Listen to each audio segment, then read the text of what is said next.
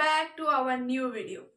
আজকে আমরা আলোচনা করব একজন মহিলাকে কি সূর্যাস্তের পরে অ্যারেস্ট করা যায়, বা একজন মহিলাকে অ্যারেস্ট করার কি কি নিয়মাবলী আছে। এইগুলো কিন্তু বলা আছে আমাদের CrPC section 46 and BNSS section 43।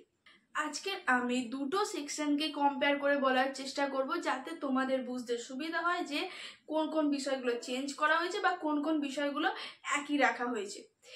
Mainly এই দুটো সেকশন তার বিষয়বস্তুটাই কিন্তু হলো অ্যারেস্ট হাউ মেড, অর্থাৎ কিনা অ্যারেস্ট করার কি কি নিয়মাবলী আছে। তো চলো দেরি না করে ভিডিওটা শুরু করা যাক। ফার্স্ট, সিআরপিসি সেকশন 46 ক্লজ 1 এবং বিএনএসএস সেকশন 43 ক্লজ 1 দুটোই কিন্তু সেম। এখানে বলা আছে in making an arrest, the police officer or other person making the same shall actually touch or confine the body of the person to be arrested unless there be a submission to the custody by word or action. তো আমাদেরকে এই পয়েন্টে এইভাবে বুঝতে হবে যে কোনো পার্সনকে police officer যখন অ্যারেস্ট করতে যায় তখন কিন্তু সে তার বডিকে টাচ করবে, এটা কিন্তু নেসেসারি নয়। সে তাকে বলবে ইউ আর আন্ডার অ্যারেস্ট, এবং সে যদি তার সত্ত্বেও পালানোর চেষ্টা করে বা পুলিশ অফিসারের হাতে নিজেকে সঁপে না দেয়, তখন কিন্তু পুলিশ অফিসার তাকে ফোর্স বা বলপ্রয়োগ করে কিন্তু তাকে অ্যারেস্ট করতে পারে। কিন্তু এখানে একটা এক্সেপশনস আছে। সেটা কীরকম? সেটা হলো পুলিশ অফিসার যখন কোনো মহিলা অপরাধীকে অ্যারেস্ট করতে যাবে তখন কিন্তু অবশ্যই একজন মহিলা পুলিশ অফিসারই একজন মহিলা অপরাধীকে অ্যারেস্ট করতে পারে। কিন্তু কোনো এমন সিচুয়েশানে যদি মহিলা কোনো পুলিশ অফিসার না থাকে তাহলে কিন্তু কোনো মেল পুলিশ অফিসারও কিন্তু তাকে অ্যারেস্ট করতে পারে। কিন্তু এক্ষেত্রে মাথায় রাখতে হবে যে সেই মেল পুলিশ অফিসার কিন্তু সেই মহিলা অপরাধীর বডি টাচ করতে পারবে না। আমাদের নেক্সট পয়েন্টটা সেটা হলো বিএনএসএস এর সেকশন 43 ক্লজ 2 বা সিআরপিসির সেকশন 46 এর ক্লজ 2 দুটোই কিন্তু same. If such person forcibly resists the endeavor to arrest him or attempts to evade the arrest, such police officer or the other person may use all means necessary to effect the arrest. এখানে মূল বক্তব্যটাই কিন্তু হলো যে police officer কাউকে arrest করতে গেছে এবং সে arrest হওয়ার ভয়ে পুলিশ অফিসারের কাছ থেকে পালানোর চেষ্টা করছে বা এমন কোনো গোলযোগ তৈরি করার চেষ্টা করছে যাতে পুলিশ অফিসার তাকে অ্যারেস্ট করতে না পারে। তো এক্ষেত্রে কিন্তু police officer use all means necessary to effect the arrest, অর্থাৎ কিনা পুলিশ অফিসার তাকে অ্যারেস্ট করার জন্য কিন্তু যতটুকুনি নেসেসারি বল প্রয়োগের দরকার আছে ততটা কিন্তু করতে পারে। এর পরের পয়েন্টটা কিন্তু হলো বিএনএসএস এর সেকশন 43 ক্লজ 3, যেখানে বলা আছে যে police officer may keeping in view the nature and gravity of the offence use handcuffed while making the arrest of a person. এখানে মূল বক্তব্যটাই কিন্তু হলো যে পুলিশ অফিসার অ্যারেস্ট করার সময় হ্যান্ডকাফ ব্যবহার করতে পারে, কিন্তু সর্বত্র বা সব ক্ষেত্রে নয়। কিছু কিছু ক্রাইমের কথা এখানে মেনশন করে দিয়েছে। অফেন্ডার যদি সেই সমস্ত ক্রাইম করে থাকে তবেই কিন্তু তাকে অ্যারেস্ট করার সময় পুলিশ অফিসার হ্যান্ডকাফ ব্যবহার করতে পারে। তো জেনে নেওয়া যাক সেই অফেন্সেসগুলো কোনগুলো। যদি অপরাধী হ্যাবিচুয়াল অর রিপিটেড অফেন্ডার হয়ে যায়, অর্থাৎ কিনা সে ক্রাইমটা বারবার একই ক্রাইম করে যাচ্ছে, বা হু স্কেপ ফ্রম কাস্টাডি, অর্থাৎ কিনা সে কাস্টাডি থেকে পালানোর চেষ্টা করছে। Committed offence of organised crime, অর্থাৎ কিনা পূর্ব পরিকল্পিত ক্রাইম করেছে। তো নেক্সট হলো টেররিস্ট অ্যাক্ট। টেররিস্ট অ্যাক্ট মানে হলো কেউ কোনো টেররিস্ট অ্যাক্ট পারফর্ম করছে বা কোনো টেররিস্ট ধরা পড়েছে।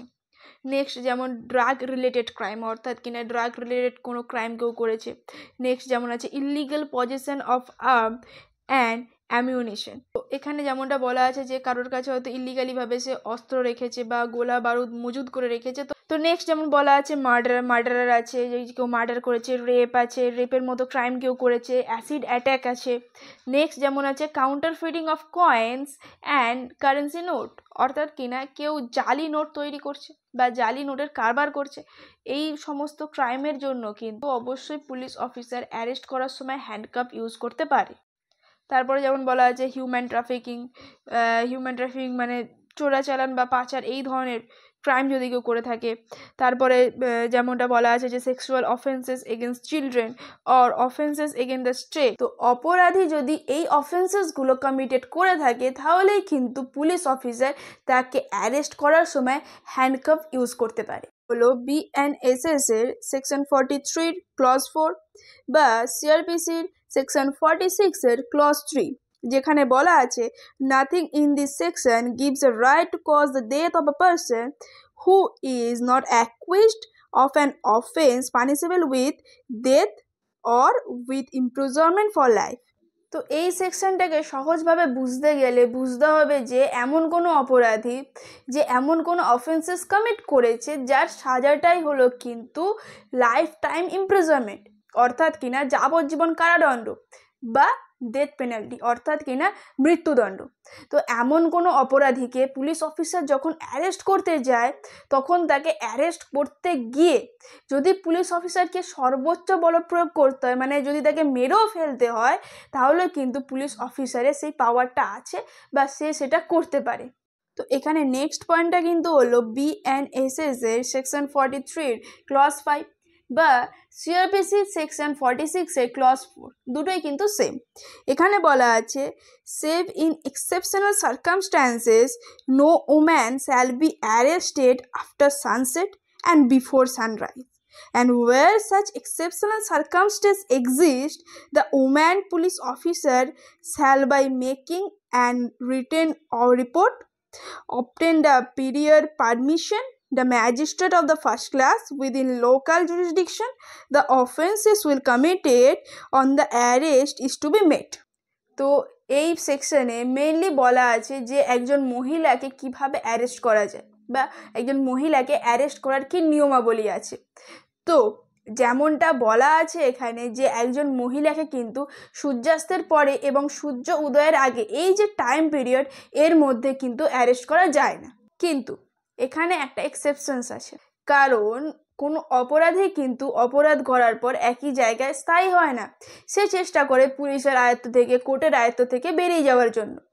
তো সে যাতে পালাতে না পারে তার জন্য কিন্তু এই টাইম পিরিয়ডের মধ্যে তাকে ওম্যান পুলিশ অফিসার অর্থাৎ কিনা মহিলা পুলিশ অফিসার কিন্তু তাকে অ্যারেস্ট করতে পারে। ক্ষেত্রে কিন্তু সেই মহিলা পুলিশ অফিসারকে অবশ্যই সেই লোকাল জুরিসডিকশনের ফার্স্ট ক্লাস ম্যাজিস্ট্রেটের কাছ থেকে কিন্তু একটি লিখিত সম্মতি আনতে হবে এবং অনুমতি নিয়ে আসার পরেই কিন্তু সেই মহিলা পুলিশ অফিসার এই যে সূর্য অস্তের পর থেকে সূর্য উদয়ের আগে এই যে টাইম পিরিয়ডের মধ্যে সে কিন্তু কোনো মহিলা অপরাধীকে অ্যারেস্ট করতে পারে।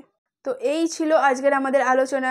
যদি তোমাদের ভালো লেগে থাকে তাহলে কিন্তু লাইক করতে ভুলো না, চ্যানেলটাকে সাবস্ক্রাইব করে নাও এই ধরনের ভিডিও দেখার জন্য।